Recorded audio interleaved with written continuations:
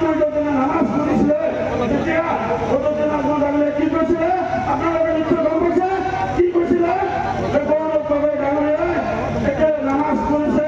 গতিকে এতিয়া মুসলমান হয়ে গেছে গতিকে দূরত্ব লোক মানুষ হিন্দু হয়ে গেলে এখানে আহ্বান জানাচ্ছিল গৌরব গগৈ ডাঙরিয়া ভোট দিব নালাগে আপনারা নিশ্চয় কত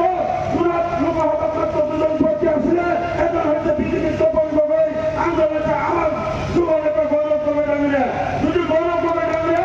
ভোট দিব নালাগে তাহলে বদলুদ্দিন আপনার ডাঙরিয়া কাক ভোট দিব লাগে এই কথা আছে